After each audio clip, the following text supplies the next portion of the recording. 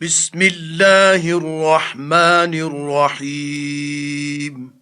شروع خدا کا نام لے کر جو بڑا مہربان نہایت رحم والا ہے۔ اے پیغمبر، جو عورت تم سے اپنے شوہر کے بارے میں بحث و جدال کرتی اور خدا سے شکایت رنج و ملال کرتی تھی، خدا نے اس کی التجا سن لی اور خدا تم دونوں کی گفتگو سن رہا تھا۔ کچھ شک نہیں کہ خدا سنتا دیکھتا ہے۔ جو لوگ تم میں سے اپنی عورتوں کو ماں کہہ دیتے ہیں وہ ان کی مائیں نہیں ہو جاتی، ان کی مائیں تو وہی ہیں جن کے بطن سے وہ پیدا ہوئے۔ بے شک وہ نامعقول اور جھوٹی بات کہتے ہیں، اور خدا بڑا معاف کرنے والا اور بخشنے والا ہے۔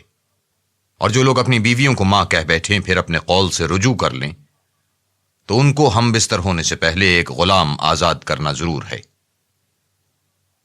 مومنو، اس حکم سے تم کو نصیحت کی جاتی ہے، اور جو کچھ تم کرتے ہو خدا اس سے خبردار ہے۔ جس کو غلام نہ ملے وہ مجامعت سے پہلے متواتر 2 مہینے کے روزے رکھے۔ جس کو اس کا بھی مقدور نہ ہو اسے 60 محتاجوں کو کھانا کھلانا چاہیے۔ یہ حکم اس لیے ہے کہ تم خدا اور رسول کے فرما بردار ہو جاؤ، اور یہ خدا کی حدیں ہیں، اور نہ ماننے والوں کے لیے درد دینے والا عذاب ہے۔ جو لوگ خدا اور اس کے رسول کی مخالفت کرتے ہیں وہ اسی طرح ذلیل کیے جائیں گے جس طرح ان سے پہلے لوگ ذلیل کیے گئے تھے۔ اور ہم نے صاف اور صریح آیتیں نازل کر دی ہیں۔ جو نہیں مانتے ان کو ذلت کا عذاب ہوگا۔ جس دن خدا ان سب کو جلا اٹھائے گا تو جو کام وہ کرتے رہے ان کو جتائے گا۔ خدا کو وہ سب کام یاد ہیں اور یہ ان کو بھول گئے ہیں، اور خدا ہر چیز سے واقف ہے۔ کیا تم کو معلوم نہیں کہ جو کچھ آسمانوں میں ہے اور جو کچھ زمین میں ہے خدا کو سب معلوم ہے؟ کسی جگہ 3 شخصوں کا مجمع اور کانوں میں صلاح مشورہ نہیں ہوتا مگر وہ ان میں چوتھا ہوتا ہے، اور نہ کہیں 5 کا مگر وہ ان میں چھٹا ہوتا ہے، اور نہ اس سے کم یا زیادہ مگر وہ ان کے ساتھ ہوتا ہے، خواہ وہ کہیں ہوں۔ پھر جو کام یہ کرتے رہے قیامت کے دن وہ ایک ایک ان کو بتائے گا۔ بے شک خدا ہر چیز سے واقف ہے۔ کیا تم نے ان لوگوں کو نہیں دیکھا جن کو سرگوشیاں کرنے سے منع کیا گیا تھا، پھر جس کام سے منع کیا گیا تھا پھر وہی کرنے لگے؟ اور یہ تو گناہ اور ظلم اور رسول خدا کی نافرمانی کی سرگوشیاں کرتے ہیں۔ اور جب تمہارے پاس آتے ہیں تو جس کلمے سے خدا نے تم کو دعا نہیں دی اس سے تمہیں دعا دیتے ہیں، اور اپنے دل میں کہتے ہیں کہ اگر یہ واقعی پیغمبر ہیں تو جو کچھ ہم کہتے ہیں خدا ہمیں اس کی سزا کیوں نہیں دیتا؟ اے پیغمبر، ان کو دوزخ ہی کی سزا کافی ہے، یہ اسی میں داخل ہوں گے اور وہ بری جگہ ہے۔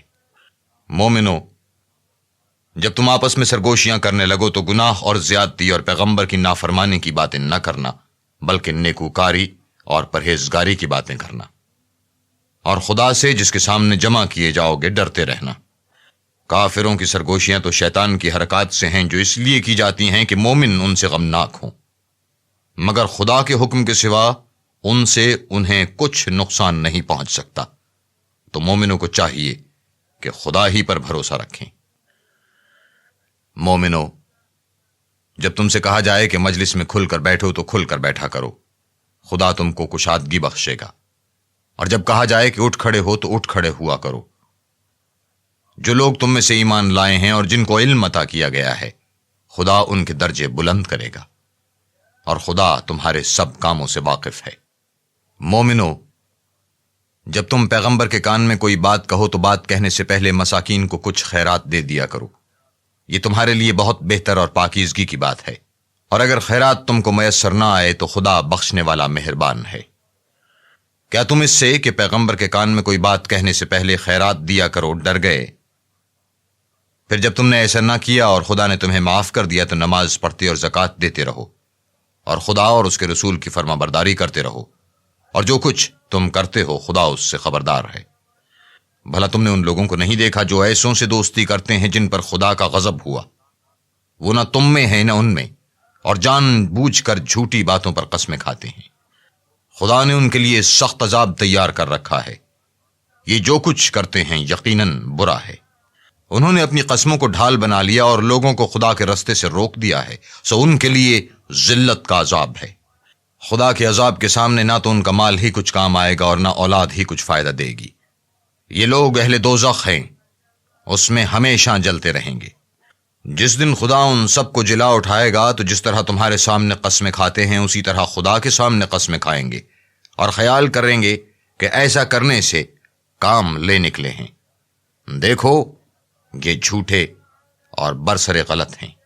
شیطان نے ان کو قابو میں کر لیا ہے اور خدا کی یاد ان کو بھلا دی ہے۔ یہ جماعت شیطان کا لشکر ہے، اور سن رکھو کہ شیطان کا لشکر نقصان اٹھانے والا ہے۔ جو لوگ خدا اور اس کے رسول کی مخالفت کرتے ہیں وہ نہایت ذلیل ہوں گے۔ خدا کا حکم ناطق ہے کہ میں اور میرے پیغمبر ضرور غالب رہیں گے۔